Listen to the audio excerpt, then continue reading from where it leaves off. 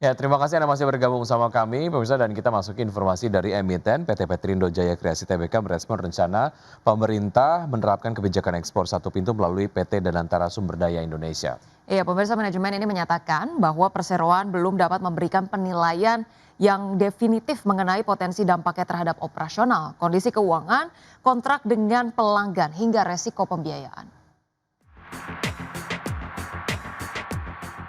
PT Petindo Jaya Kreasi Tbk merespon rencana pemerintah menerapkan kebijakan ekspor satu pintu melalui PT Danantara Sumber Daya Indonesia.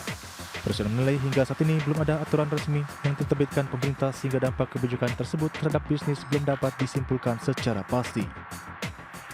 Direktur Utama PT Petindo Jaya Kreasi Tbk, Michael, menyatakan bahwa presiden belum dapat memberikan penilaian definitif mengenai potensi dampaknya terhadap operasional, kondisi keuangan, kontrak dengan pelanggan, hingga risiko pembiayaan. Meski demikian, presiden menyatakan akan tetap mendukung kebijakan pemerintah dan berkomitmen menaati seluruh regulasi yang berlaku. Namun presiden menekankan bahwa keberhasilan sentralisasi ekspor akan sangat bergantung pada kualitas desain dan implementasi kebijakan di lapangan. Menurut presiden, perubahan tata kelola ekspor yang cukup signifikan membutuhkan proses pelaksanaan yang transparan, efisien, dan terstruktur agar tidak mengganggu aktivitas usaha yang sudah berjalan. Selain itu, presiden menilai kepastian hukum dan konsistensi penegakan aturan menjadi faktor penting agar kebijakan tersebut dapat memperoleh kepercayaan dari investor serta konsumen global. Sebagai langkah antisipasi, presiden akan terus menjaga komunikasi dan koordinasi dengan regulator, asosiasi industri, pelanggan, kreditur, serta pihak terkait lainnya untuk memastikan proses transisi berjalan mulus. Berbagai sumber untuk ID Action.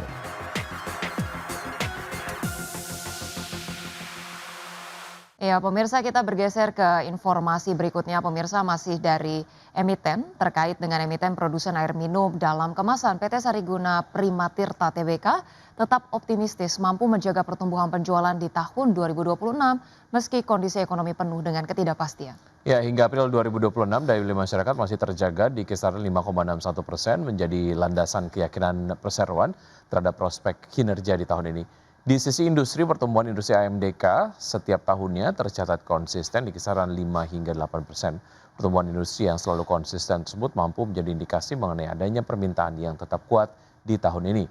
Pada kuartal pertama tahun 2026, perseroan mencatatkan penjualan senilai 774,4 miliar rupiah, naik 15,8% year on year dengan laba bersih konsolidasi tumbuh 5,2%. Lebih lanjut, untuk menjaga momentum, perseroan menyiapkan ekspansi kapasitas produksi melalui 3 pabrik baru di Palu, Pontianak, dan Pekanbaru yang akan beroperasi pada kuartal 3 dan 4 tahun ini. Selain itu, perseroan juga meluncurkan produk baru untuk segmen premium seperti hotel dan restoran.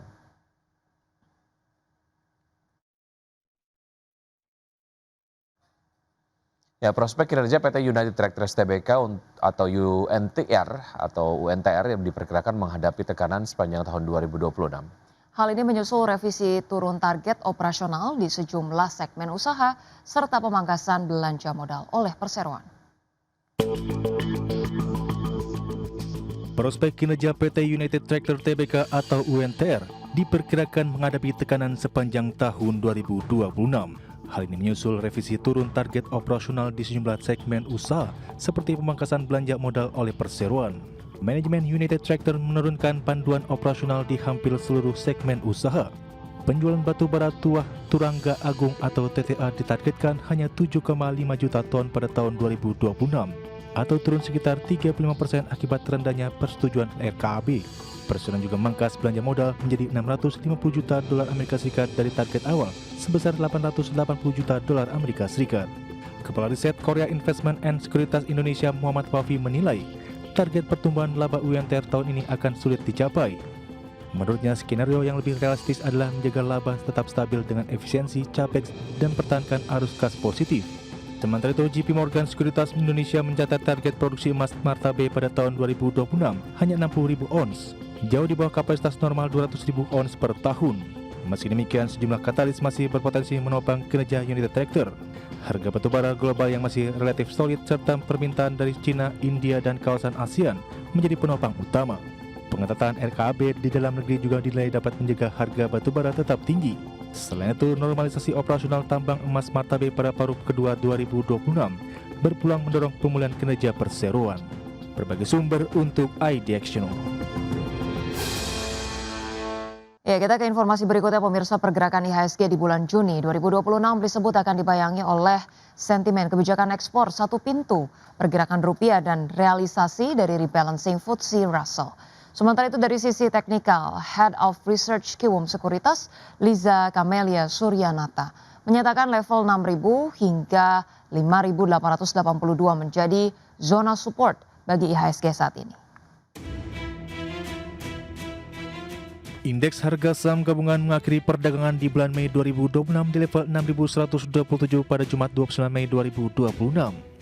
Secara tahun berjalan, indeks anjlok 29,14%.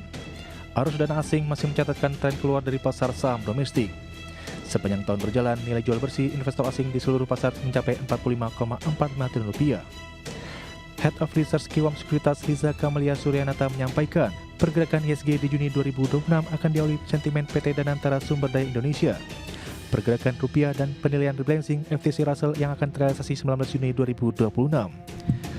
Khusus sentimen DSI, Liza mengatakan implementasi kebijakan ekspor satu pintu berpotensi memberi manfaat bagi perekonomian. Namun tantangan terbesar kebijakan ini bukan terletak pada tujuannya, melainkan pada implementasinya.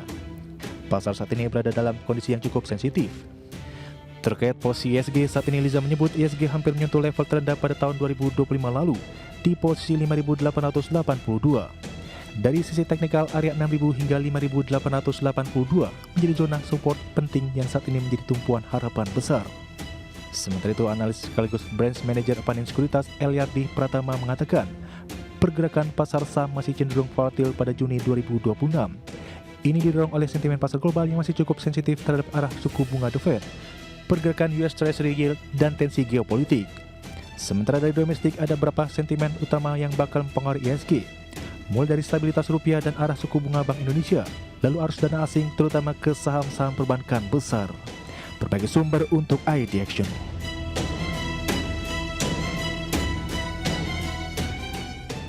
Pemirsa, harga minyak melonjak lebih dari 4% pada perdagangan Senin setelah kantor berita Iran Tasnim melaporkan Teheran menghentikan negosiasi tidak langsung dengan Amerika Serikat. Laporan itu juga menyebutkan Iran dan sekutunya tengah menyiapkan langkah untuk memblokir sepenuhnya Selat Hormuz serta berpotensi mengganggu jalur pelayaran strategis lainnya. Ya, pemirsa, ketegangan di Timur Tengah meningkat dalam beberapa hari terakhir setelah Iran dan Amerika saling melancarkan serangan. Minyak mentah berjangka Brent ditutup melonjak 4,2% ke level 94,98 dolar per barrel. Sedangkan minyak mentah berjangka West Texas Intermediate naik 5,5% ke level 92,16 dolar per barrel. Harga minyak mentah sempat melejit lebih dari 6% pada awal perdagangan. Namun kenaikan tersebut berkurang setelah Presiden Donald Trump menyatakan dirinya tidak mengetahui adanya penghentian pembicaraan dengan Iran. Meski demikian, kekhawatiran pasar tetap tinggi. Sebelumnya harga minyak mencatatkan penurunan bulanan terbesar sejak Maret 2020 sepanjang Mei lalu, di mana dengan Brent dan WTI masing-masing kehilangan sekitar 17 hingga 19%. Didorong oleh optimisme bahwa Washington dan Teheran hampir mencapai kesepakatan untuk meredakan konflik.